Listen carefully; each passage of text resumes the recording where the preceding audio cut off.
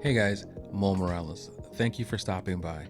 So this past Saturday, I took a ride down to Manhattan from my lovely home here in New Jersey to take some photos of what New York City is claiming, at least on the radio, is the world's largest menorah.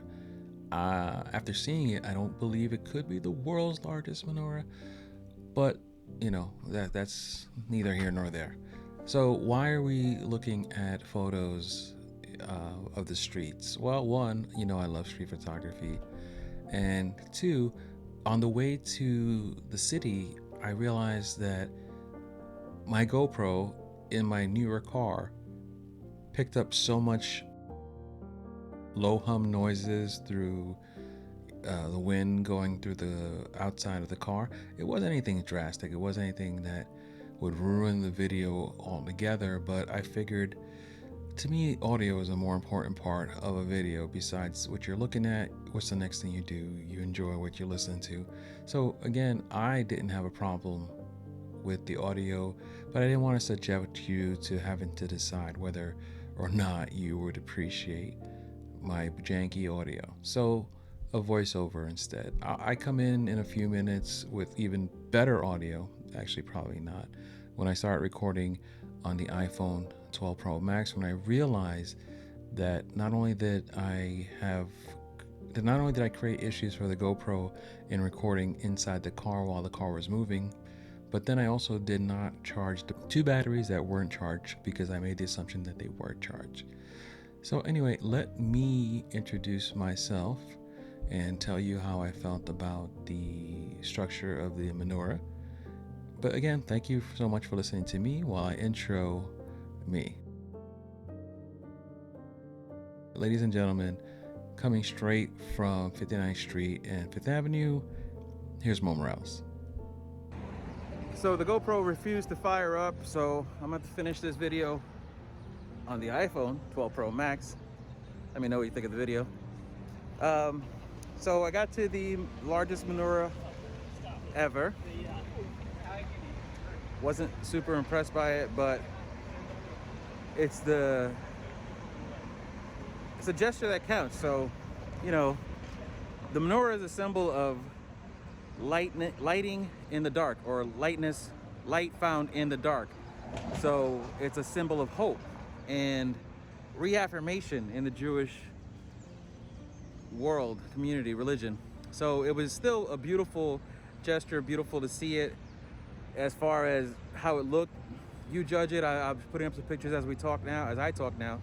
Wasn't super impressed by it, really. As far as the structure of it, I was super impressed by the concept, because what they're saying is, for a year like 2020, they needed to make one extra large to give more light, to bring more hope into this world. All right, let's get back home.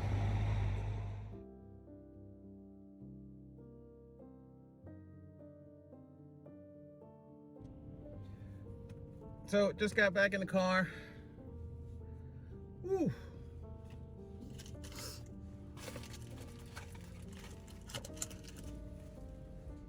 And the most important thing in the world is missing: my beard comb.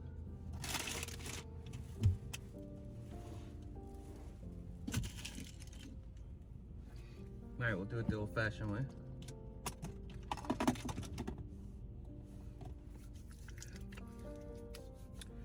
But the GoPro died. It's over here. I have it plugged in, charging.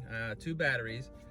I thought I had enough, but that's my fault, not necessarily GoPro's fault. I did not check the battery on the GoPro, and I did not charge it for a while, so I'm not sure what's GoPro's record on, oh, how cute little fat dots it. What's GoPro's standby time? So again, this could all be my fault. I'm all sweaty and slimy from the mess, don't mind me. So anyway, like I was saying before, had a good time. Found a couple of old sites I haven't seen in a while, so I photographed a couple of things here and there. Enjoyed using the Sony, enjoyed using the Fuji. Again, I'm not a fanboy of any camera. I just take a camera and make the best out of what I have. I do like certain things about the Fuji. I do like certain things about the Sony. So what did I enjoy about the Fuji? I enjoyed the versatility, jumping from 16 to 35 millimeter f2 and f1.4. So I was able to get kind of close but still have good distance with the 35. I was able to go super wide on the 16. Still not a master of the Fuji. So I added to my viewfinder the histogram today, which I think I did that halfway through the street shoot, and I think that improved my rest of the day for shooting. But before that, without the histogram, the EVF was telling me I was perfect, good to go. I even turned the preview off and it was still looking super bright, but the photos were coming out dark. Luckily I'm shooting RAW and JPEG, so I'll be hopefully able to fix that later. But you know, again, I just pick up the Fuji and don't read instructions, don't watch videos on how to use it. So it's not the Fuji's fault, it's just my fault for thinking I know how to work it. So again, I've added the histogram to my EVF today, and towards the middle to the end of my shoot time, and I'm feeling pretty good that helped with the rest of the photos. As far as the Sony's concerned, the autofocus is just untouchable, and shooting with the 16mm f1.4 Sigma, it's like it's a native lens to the Sony system, so it was really good. So if I wanted to get something wide, and just for change of pace on the Sony, there was no problem. But I truly enjoyed shooting with the 85 today. Gave me that 130 something, 140 something equivalent on a full frame. I was able to get people from across the street, get people really close, and you know, just get a sense. And then the depth of field that was being recreated by the 1.8 at that focal length is just really, I thought through the viewfinder was amazing. Again, the viewfinder is nowhere near as good as the EVF on the Fuji, but it was serviceable. So while, yeah, I prefer it had been a much better viewfinder, it's still a decent viewfinder, it gets the job done.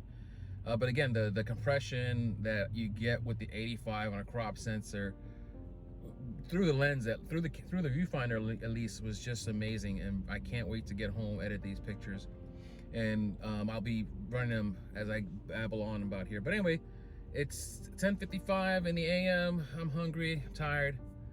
Let's get home. We'll talk to you later. Thank you so much for spending a little bit of time with me.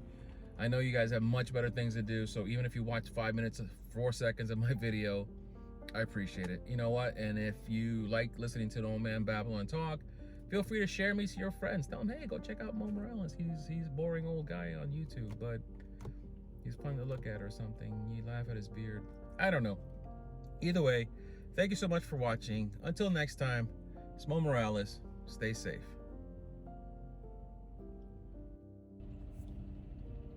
So my sandwich community, my community of sandwich eaters, how do you feel about bun overlappage? For instance, if you have more product than you have bun, are you a everything needs to fit on my bun kind of person?